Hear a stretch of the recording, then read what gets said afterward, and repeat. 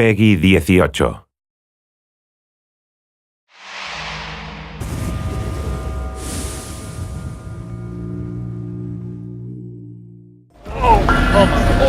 check these 4 puddles. Oh no. Oh.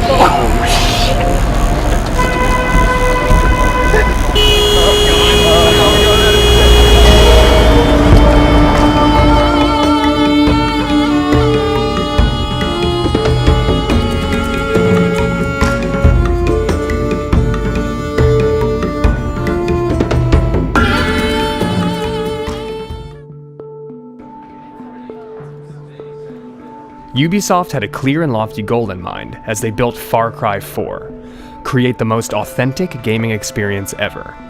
The dedicated developers in Montreal were step 1.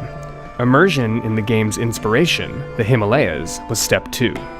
It was imperative to see the people, places, and things that would help bring this game to life. Nepal also suggests like a lot of different kinds of environments, right? How are you going to feel going from sort of the virtual world that you have created into the new world that we're going to? In my head I have this Wikipedia idea of what Nepal is. I've been reading about what makes it the way it is right now, what's been happening over the last 10 years, the last 1,000 years. But I'm hoping that we can uncover something that isn't presented on the web. The expectations are going to be super high. After Far Cry 3, we really want to push it and bring it to the next level. It's super important that the environment you're in feels believable. Like you can look around and understand the space and it feels like a real place from the real world. So being able to go to some of those locations is super interesting and super useful, just to see how the ground crunches under your feet and just the tiny little textures like that. And we can try and bring that extra level of authenticity to it.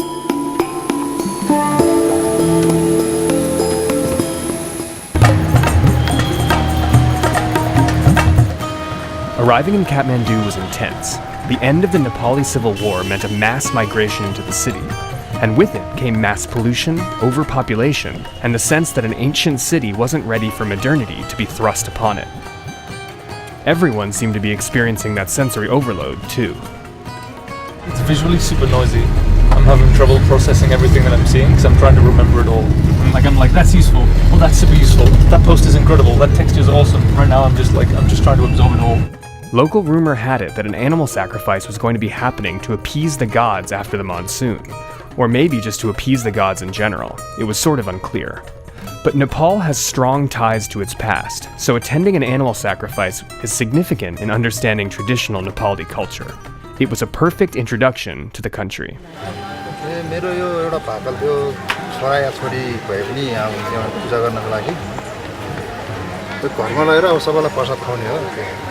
So we've made it to Dakshina Kali Temple, where the goddess Kali asks for blood sacrifice from her devotees. That face is a face only a Kali could love. So we're gonna follow them to the altar where that goat will be sacrificed to slake the thirst of Kali.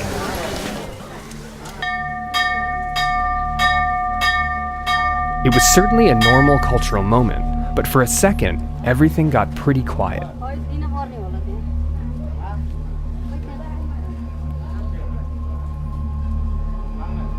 I was expecting like a clean cut, but the whole like slice and then guide. It's been super interesting to get this close to the source material.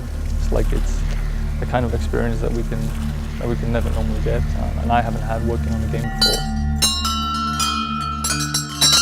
I didn't realize the significance of bells, especially around temples and places of worship. In my head before I went, I had this like very stereotypical kind of soundscape of what a place of worship sounded like. I think what we'll end up with is something that's less like a stock movie soundtrack kind of vibe, and we'll capture something that's much more realistic. After a brief foray into animal sacrifice, a small plane was taken to Pokhara, a town famous for both being a gateway to the Himalayan highlands and the home base for Nepal's legendary fighting Gurkha.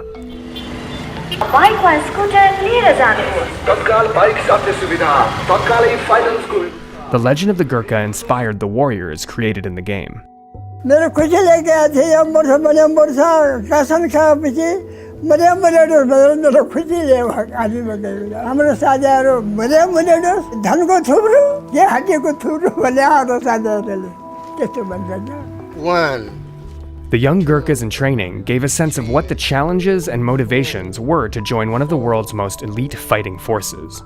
They were established by the British Empire in the mid-19th century and have fought alongside British special forces ever since.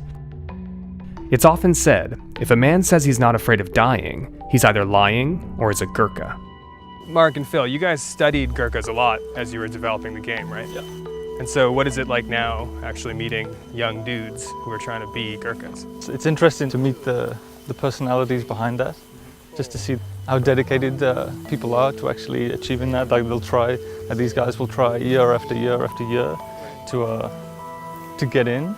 The dedication is pretty intense. I have been trying British Army for 4 times, and this is my last time. Gurkhas are very closely associated with the kukri, a curved do-it-all weapon that's been referred to as the Gurkha blade. कुकुरी चल्छ नि अनि सन खानु भएपछि के गर्ने ठान्दैन भने कुकुरी तान्यो खेल्यो हान्ने त्यसको गोर्खा बाजेले भनेर पहिले गर्नु। Just a few years ago, a retired Gurkha successfully fought off 40 thieves who had hijacked a train, killing 3 of them and seriously injuring 8 others, with just a kukri. It's also the primary blade used in Far Cry 4. We will die for Gorkha, sir, if we are selected for British Army, Gorkha.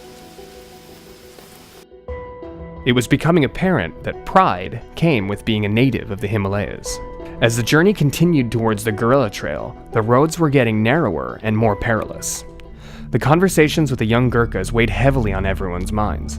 There was a looming sense that an intense few days were to come, as the developers were going to meet the real people behind the game they wanted to create, people whose lives had been torn apart by the Civil War.